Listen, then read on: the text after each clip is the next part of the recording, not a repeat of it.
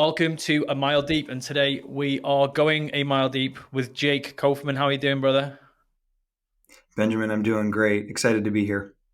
Hey, Jake. You can call me Ben. My mother and anyone who, Sounds when she was good. angry at me, anyone who was angry at me called me Benjamin growing S- up.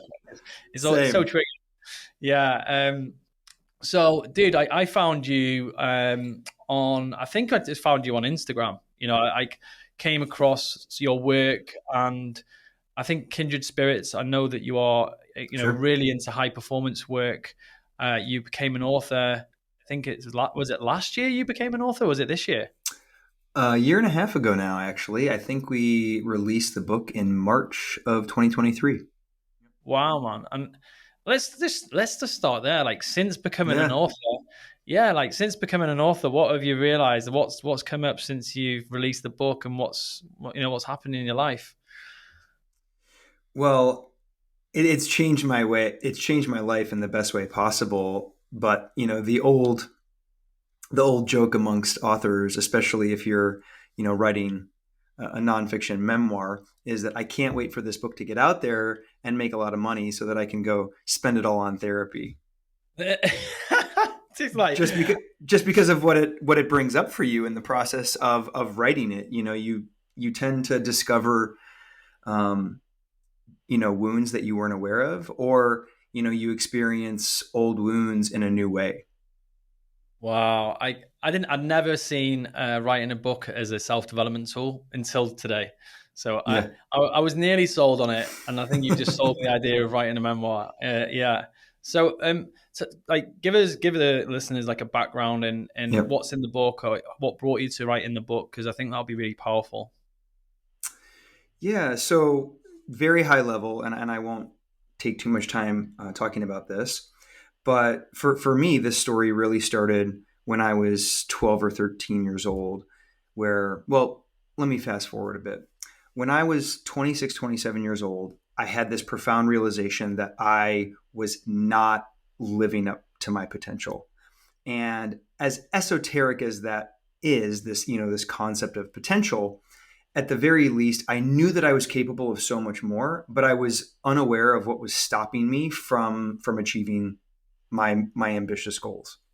And so I needed to figure out what was going on within me that was preventing, me from operating at my best or performing at my best, which is what drove me to go to therapy. Because I was like, Mm. okay, well, I should probably find someone to talk to about this. And so I ended up going to see a therapist who happened to attend the church that I was a member at the time.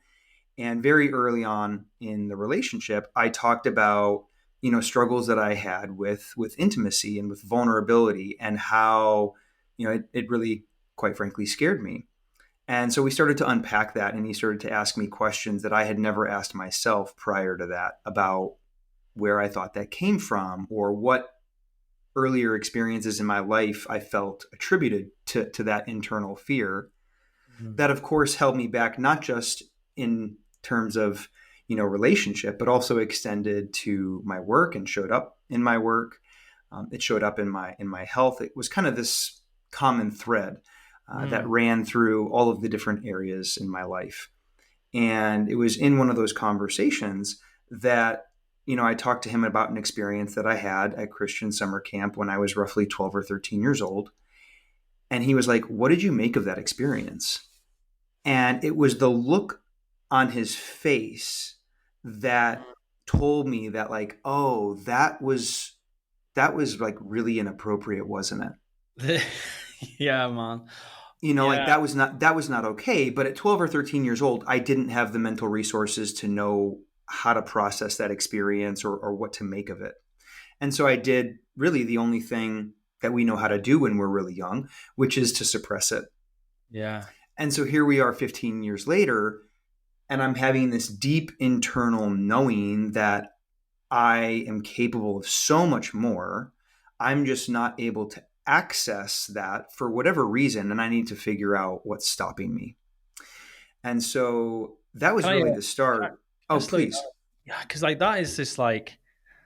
that is so many people get to that point in their life, like 26 onwards, and you feel like you're living with the handbrake on, don't you? Like it's like, but it sounds to me like that. To be fair, like the courage to go in and have therapy for so many people is such a big thing, such a big thing.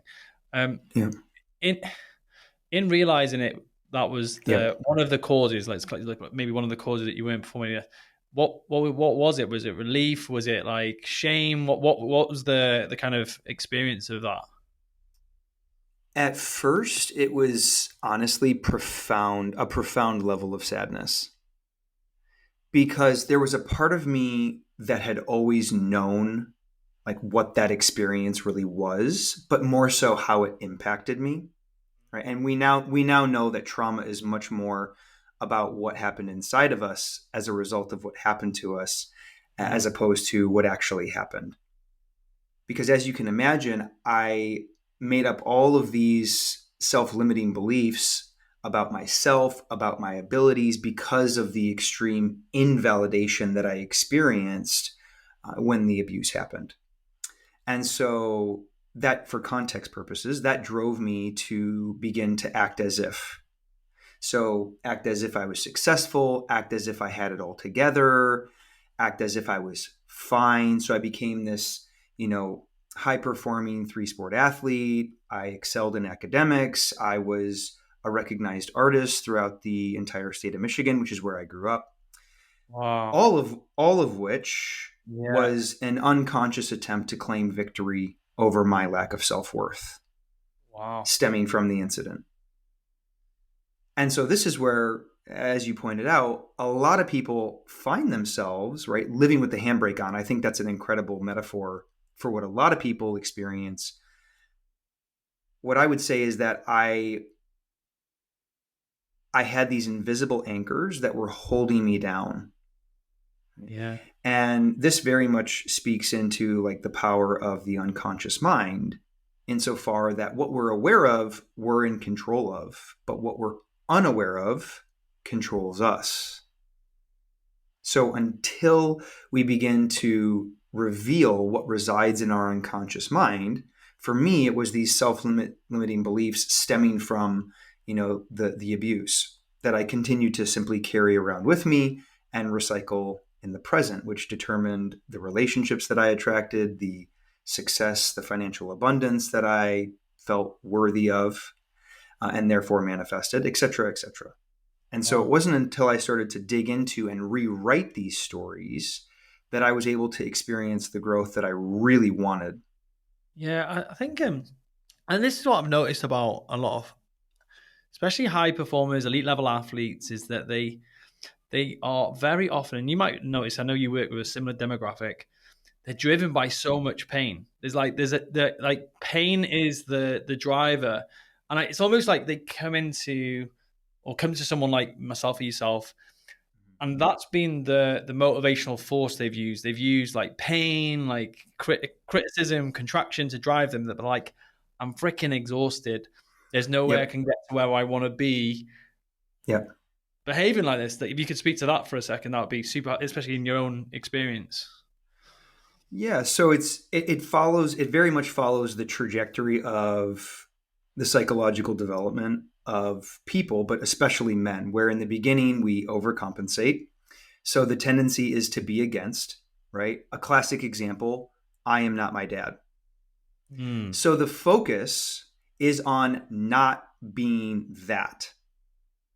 But what ends up happening as a result, because that's where our focus is, right? We end up becoming the very thing that we resent. So you are right. So many men, and in my experience coaching, the men that you talked about, that this pervasive push, push, push mentality, this high performance drive is just what I described earlier. It's really just an unconscious attempt to claim victory over their lack of self-worth or their insecurities. wow. And so this high performance game that most men rely upon in order to become successful, it was always meant to fall apart, right? Initially we overcompensate, but then we decompensate. And that's where I found myself in my late 20s, highly successful, but internally I felt empty, unhappy, unfulfilled, because I knew I was capable of so much more. I just didn't know how to access it. That's it. That's such a great way to put it, because it's like, I think I spoke to a lot of people like that. They're like, they even say they can verbalize it. I know I'm capable of so much more, and I Sure. think that is what they're looking for. They don't know how to access it. Is that I think I was definitely there. I was like, I know there's something out there that's bigger than this, but I don't know how. Like, what's the how? Right. Well, and that it kind of needs to be the way that things play out. Is this fundamental realization that like I need to change if I am going to become who I want to become or accomplish what I want to accomplish. That's what gets us going. But that whole game needs to fall apart because make no mistake, unconscious enslavement for a lot of men looks like constantly needing to be a better version of themselves. Yeah, Right. So, and of course, the self growth space I sells people feel on this triggered. so well. Right. The self help sells people on this so well. Right. It's Yeah, like, yeah, do you want to make more money? Do you want to have a better thriving relationship? Not that those things are inherently bad or wrong. This is not me discouraging people from wanting those things by any means. However, that whole game kind of needs to fall apart. Why? Because the underlying implication, the unconscious motivation beneath it stems from lack. yeah, I am not who I'm capable of being, therefore I need to change. And that is the kick in the pants that we all need to get us to choose into transformation. But eventually that needs to run its course. We have to circle the wagons, right? You will, to use the words of T.S. Eliot, you will return to where you once started, but you will know it for the first time, which is when you fundamentally come back and you're like, oh, this entire time, I didn't actually need to change. I'm good enough as I am. And the permission in that, the surrender in that, it's a paradox because, of course, we all have room to improve, right? And this is why people have such a difficult time with it, because there's an inherent amount of tension inside of every paradox. Of course, we all have room to improve. And simultaneously, nothing needs to change. And therein lies the safety and the permission that people really need if they're going to change, but in a way that is sustainable. yeah. I love that. I think I've not really heard anyone talk about it like this before. In all honesty, and I think I can see that in my life as like at every point, and I'm pretty good at holding this. Is like I'm good enough as I am, and I want to change. It's like if it's like you said, is that the paradox? Is actually being able to say, do you know what? Yeah, I'm actually awesome as I am, and I want. It's not an either or; it's an and both. correct. Right. Yep. Yeah, So it is both, right? The ego is going to have us choose, which is why the majority of men nowadays they operate in a split, right? And this split tends to look like choosing between being authentic and being poor. So which one do you think they're going to choose? mm. They're going to choose not being poor because nobody likes struggling financially. Right? I Yeah, think we've all been there, at a certain point in time in our life, or we've been witness to it, whether by way of a friend, a family member, an associate, and we're like, yeah, I don't want to experience that. That looks hard. That's painful, uncomfortable. So what do most men choose? They choose, right? They choose not being poor, but at the cost of our authenticity. yeah, And this dualism that so many men are caught up in, they just don't realize it. They're not yet conscious to it. Keeps them operating in this game of performance where it's primarily the focus is primarily about, power, possession, prestige. It's all about getting paid and getting laid. Yeah. Right? Not that there's, again, anything inherently wrong with that. It's just incomplete and insufficient to the big game. Yeah. The big game being getting caught up in a purpose, in a cause, in a mission that is so much bigger than you, that you, as you know it, Jake Kauffman, you eventually get so caught up in that there ceases to be a Jake Kauffman. There ceases to be a you. And you expand and you elevate into this bigger collective you. And that's where you find purpose. That's where you find true fulfillment. That is the only place I would suggest where true happiness occurs, right? The second half of life, it's all about, well, the first half of life is all about self-actualization and individuation, making something of myself, right? Yeah. Becoming the best version of myself, right? That whole game has to fall apart and go away so that you can step into the second half of life, which is all about transformation and transcendence. Yeah. I like that. Is it David Brake? I can't remember who it was. It's like the book, The Second Mountain. Is it David? I can't remember. The author is like, the first half of your life is the hedonistic mountain, Yeah. which you're saying there, Yep. self actualization and individuation. Correct. Yep. And then the second mountain Mountain. is eudaimonic, which was having a good soul. And I love Yeah. the way they put that. And you're saying the same thing in a different way. It's like, Yeah. and so how does this come back to, like, talk about you and like you finding out, going through that process of like, oh my gosh, having that big realization that stuff needed to change for you. Yeah. Keep going from there. So it was waking up to the reality of who I had become because of what had happened to me. Because you are not who you think you are. And I'm not necessarily talking to you, I'm more so talking to the audience, right? You're a collection of programs. The word personality, in fact, derives from the Latin word persona, which quite literally means mask, right?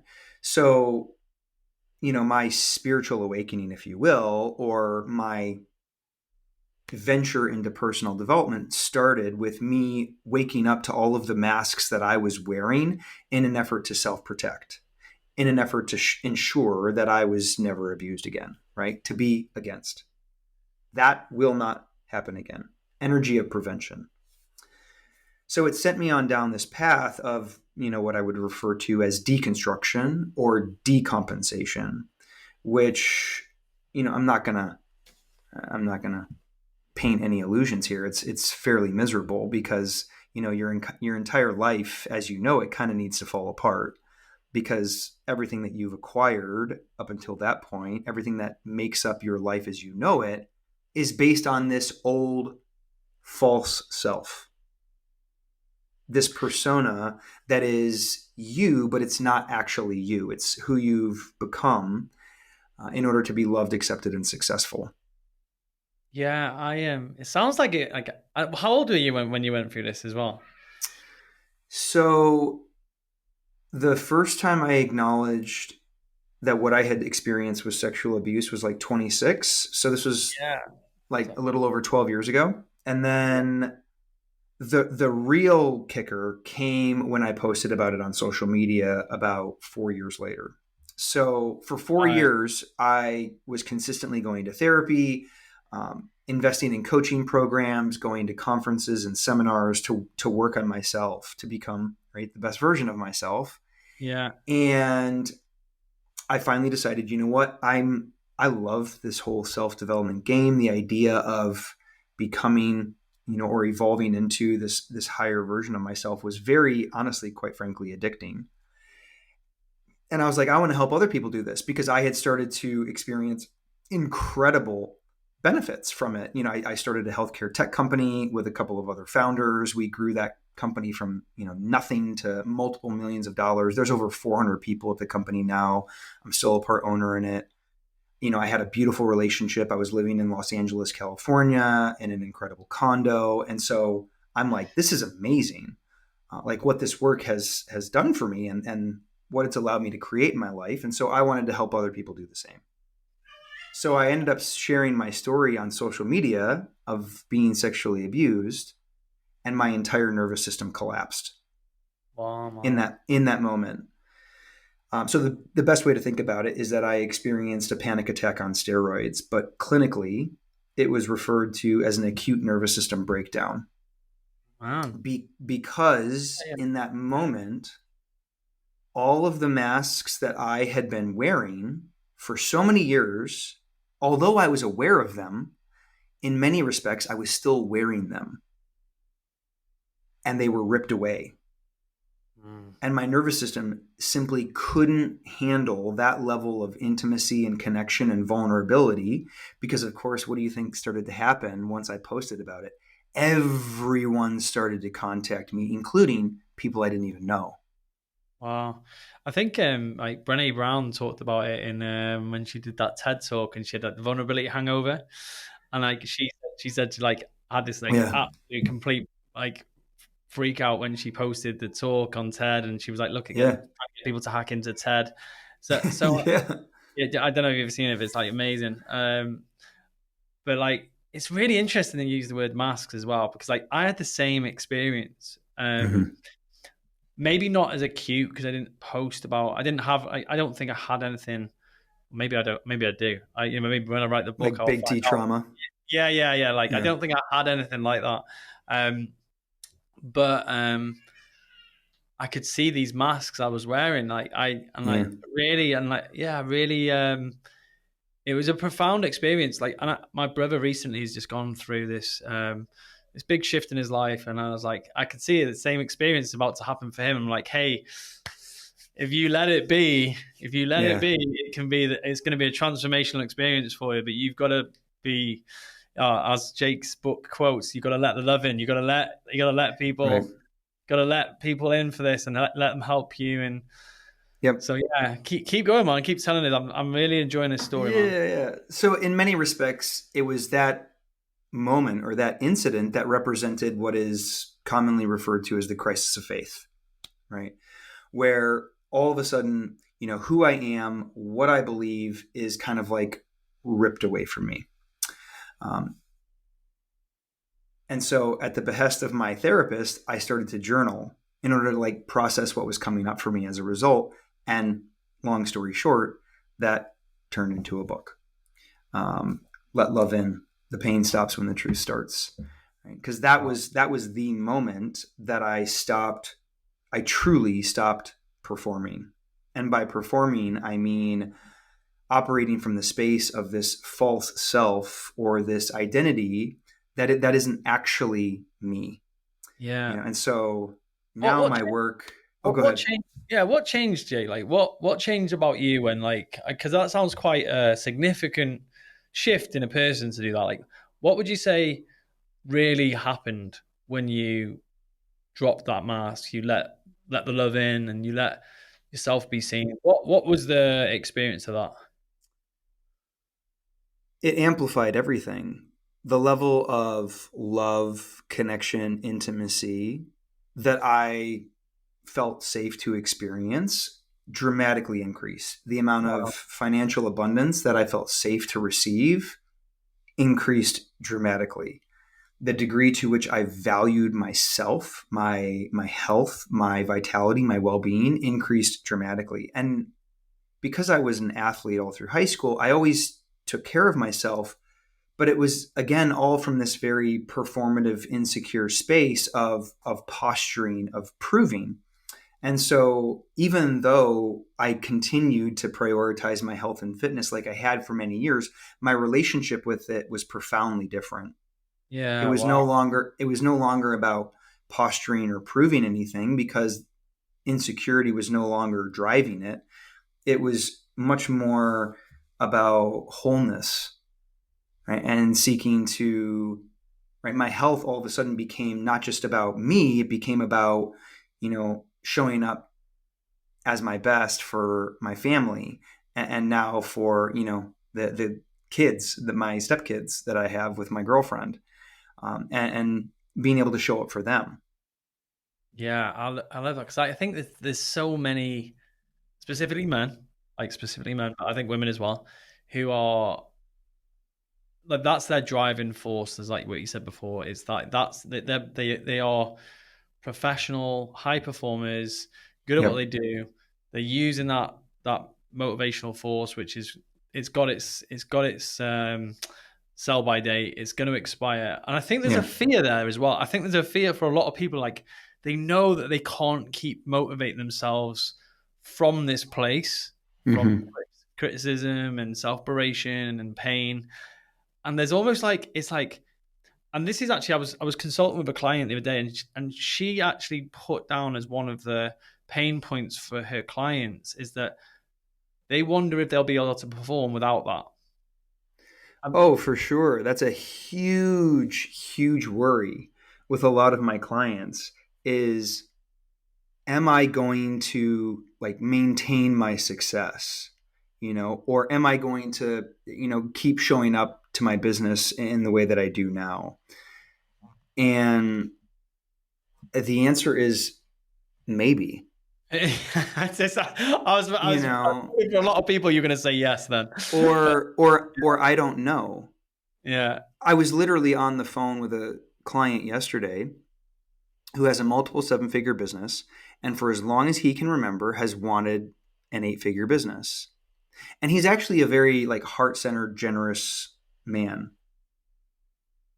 And we've been working together for almost 2 years now. And for the first time, he said, I think I want to scale back the business. And it came from this place, right, of craving simplicity, right? Because the soul goes slow, right? But performance more is the calculus that the ego best understands, right? But the soul knows that at a certain point in time, more only makes you feel empty. And so I decided a long time ago that I wasn't really interested in playing that game of helping my clients accomplish more or perform at a higher level. Not that there's anything inherently wrong with that. We kind of all need to play that game and go through it in order to realize that like, oh, this is actually unfulfilling, because, you tend to fall into the trap of constantly kicking the can down the road on your happiness, right? It's like, I'll be happy when I achieve this, right? Or I'll be content when I have this, right? But that's an endless, it's a zero sum game. It really is, because the implication is that my happiness and my joy and my peace and my fulfillment is where? It's somewhere out there in the future, right? And so, and unfortunately, and this is not me talking bad about, the coaching space, but unfortunately, that is the coaching that is available. The vast majority of the coaching that's available to people today, especially men, only reinforces this. I agree. And I think that like there's almost like the tiers is that the people starting out need to know how to perform. They need to learn how to Correct. perform. Like that is genuinely Yes. like my experience. Some of the people I've worked with, especially startups and people that are getting into this space, is like you need to learn how to perform. But actually, For I sure. think I think what you've actually shared there, even for a coach listening in or a high performer listening in, is that they know how to perform. For They know sure. they don't need to learn any more of how to perform. Like No. it's always like the next phase. Yeah, that's really profound. That's actually a real because like same experience for me. Like I've worked with similar kind of guys, and they were like, "Yeah, I just want to." Like one guy I worked with, a really successful guy, owned a couple of schools, and he actually was he was lost. He was like trying to find what his. Well, he Yeah. very very great, amazing dad, amazing family man. But he was Yep. like, he was trying to find his next thing, Yeah. and yeah, I remember working with him. It was a really interesting experience because I loved that challenge because so much of the coaching space is like, yeah, more performance and all that sort of Correct. stuff. Yep. Yeah. Yep. It's honestly, it's just rearranging the deck chairs on the Titanic. That's all it is. It has men go from, being addicted to porn and smoking and drinking and playing video games to being addicted to making money and going to the gym and getting in shape. Obviously, I think we can all agree that those things have inherently more positive benefits, but both of those men are addicted. Both of those men are overcompensating. They're just overcompensating in opposite directions. Yeah, I am. So with regards to like your arc of success, then, so you had this profound shift. You allowed yourself to experience more love, more connection, more, Yep. and then and this is I'm trying to answer for myself more than anything, is like, how come you became more successful when that happened for you, but you said maybe for others? And like, is Yeah. it because, can you, do you understand that as a question? Yeah. Well, my definition of success fundamentally shifted and Mm. changed.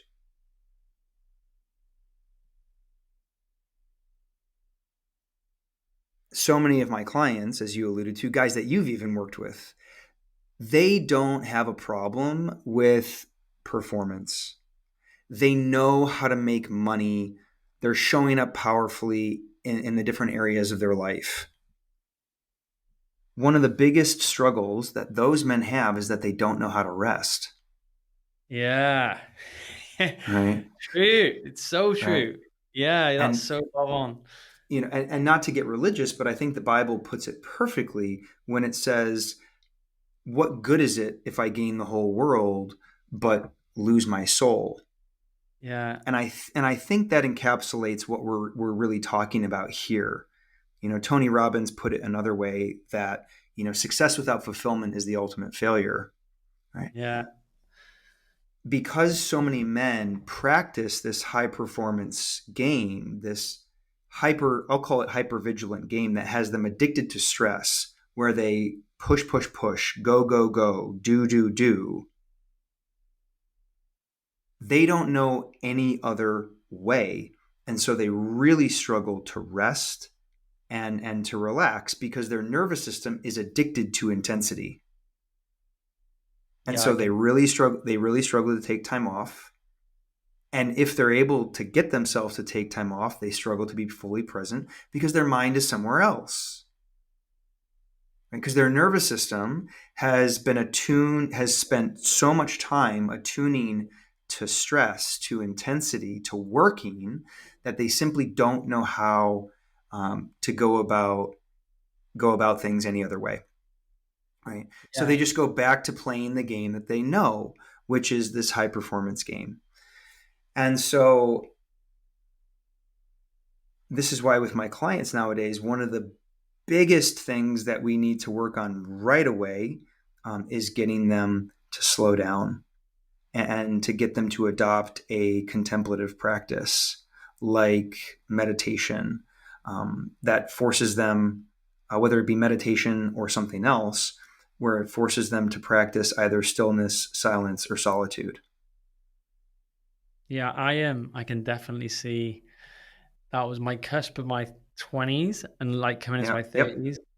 I went through a divorce and I trained through it. I Yep. was in phenomenal shape, and I remember rocking up at my therapist's session, and I was like, "Oh, do you want me to take my t-shirt off for the breathing exercise we were doing?" He was like, and I was like, "Oh, don't worry, I got solid abs." And he said, "Do you think that's impressive?" He goes, "I think that's just armor." And I was like, "Oh," and I was like, Yeah. that moment on was like, "Oh shit!" I was like, I feel, yeah, I can see what's happened. I'm hardened up to Yeah. to get Conquer the through. pain. Yeah, man, yeah. And so going back to you, Jake, and then that experience from beyond then. Yeah. So tell us what's happened since, like what's changed in your life, in your relationships, in Mm. your coaching. I'd love to know. Yeah. Well, I'll be honest with you, things didn't really change until a few years ago, and I think this might present like the perfect cliffhanger and setup for potentially another podcast episode. But I talked about the crisis of faith that I experienced upon sharing my abuse online on social media with everyone in my network, which is when I, like, my whole identity as I knew it, who I had become up until that point in my life, just really fell apart. Most people confuse the crisis of faith with the dark night of the soul. The dark night of the soul is different. The dark night of the soul is when you come out of the crisis of faith, you have stabilized, and then the bottom falls out. And for me, that happened over 2.5 years ago when I experienced a traumatic brain injury. And my current mental resources, my strong willpower, my acquired knowledge was not a match for that experience. And Wow. I didn't know what to do, and I didn't know where to go. And in many respects, that is truly the beginning of one's personal development journey. Yeah. And this is why the old mystics say, don't worry, it will be done to you. Yeah. Don't bother with trying to engineer your enlightenment. It'll be Yeah. done to you. Yeah. Yeah, that's I've never heard that before. That's beautiful. That's really good. Because it's so like actually, but is it only in looking back? You can say that. It's like, oh my god, that was all. Were you like, oh my god, this is it in the moment? Yes, because I had an incredible teacher, Wow. an incredible mentor, who was just like, I know this is awful, but this is supposed to happen, Yeah. and here's why. But most men don't have that, um, because if you're familiar with the two halves of life, they say that the thing that needs to happen in order for us to cross over is necessary suffering, and that typically takes form as either death, disease, or divorce. Yeah. Where again, we and who we are at that point in our lives are not a match for what we are experiencing. And it seems to be the only thing that will get us to like fully let go of this old identity that is wrapped up in performance and looking good and being successful, accomplishment, accolades, so that we can kind of cross over and start to climb that second mountain Yeah. where it becomes about something that is so much bigger than us, right? Transformation and transcendence. Because everything that happens before that, I hate to say it, as necessary as it is, it's really just bogus self-help on our own terms. Mm. Yeah, I agree, and I can see some times where it's almost like because I've been doing self help since I was 16 years old. Like Right. Yeah. Yeah. I don't disagree, and neither am I offended Yeah. by what you said. Yeah. It's like I definitely agree. I was just like, I fucking love self development. I just Yeah. really enjoy it. Yeah. Of I knew course. it. I was a performance driven guy, Yep. but then when you have to deal with like divorce, with like I haven't had a parental bereavement or a friend bereavement yet, Yeah. or what was the other one? That Disease. disease. I haven't had any Yeah. disease yet. Yep. I don't yet. I may never. I was quite lucky of all those three things, but I did have to deal with divorce, and there was a significant shift. Yep. And it was like, actually, I cannot be the same guy, and I think Right. that's like, yeah, I've seen clients, and I actually subconsciously said that it's going to take one of those three things to make them change. Right. Yeah. And so that's kind of the distinction, right? There's uncovering something, but then there's undoing it. Yeah, Right? The ego is going to convince us that upon uncovering our limiting beliefs, what has gone into shaping, our broader personality, we feel as if something has changed, but nothing's actually changed. Only our awareness is different. right? We're aware that there are rats in the attic, but the rats are still there.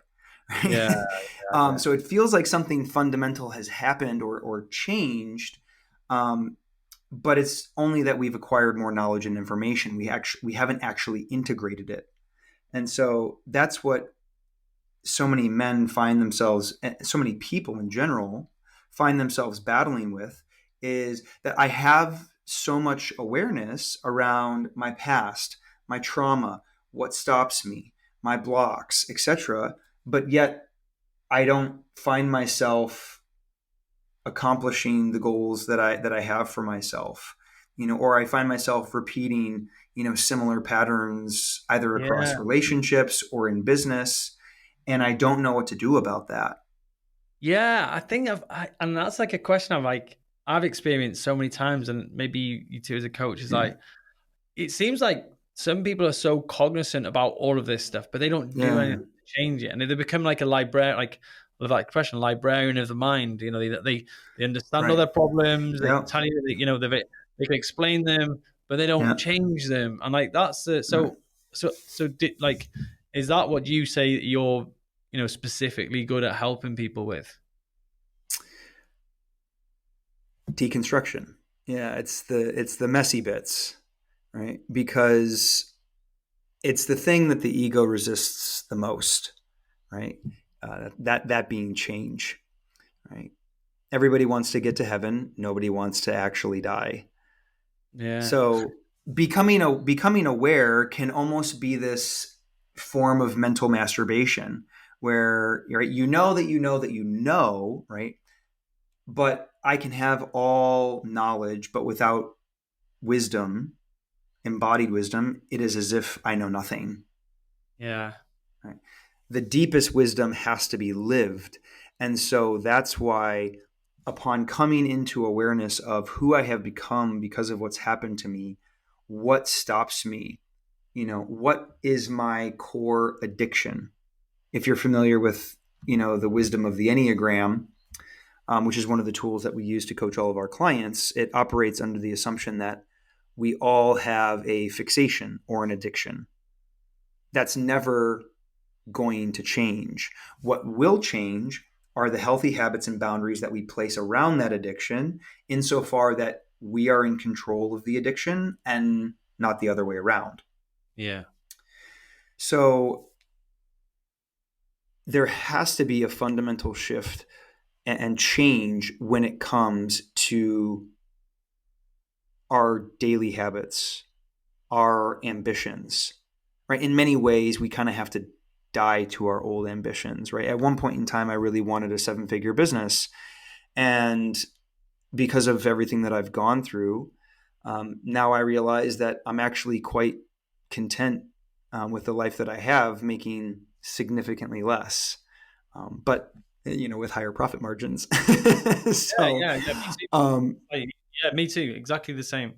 It was really strange through the week. I was like, that's exactly the realization I came to. I'm like, I'm chasing, and the word chasing, I'm chasing yeah, yeah, this right, number. I'm like, well, actually, really, what do I want to run my life on? And I was like, right. it was Well, like, because I we, just want, we we always want more of what doesn't work, yeah, yeah, more yeah, more money, right? More accolades, more attention, more whatever, right? Fill in the blank. And that's the game that we really, if you're still playing that game, despite your awareness, I can tell you with almost complete assurance that you haven't actually done the deep work. If you're still caught up in that whole game, um, you realize the diminishing returns beyond a certain point, which is that more, eventually only begins to make you feel empty, right? And science actually they've done a lot of studies to kind of prove this through hedonic adaptation, if you're familiar, which is that our happiness only incrementally increases beyond. It was $90,000 when they originally did the study, like 15 years ago. So if we were to adjust for inflation, call it like 130,000. yeah, Beyond that, your happiness doesn't really go anywhere. It kind of just treads water. So it's not that we shouldn't have any ambition. I'm not saying that.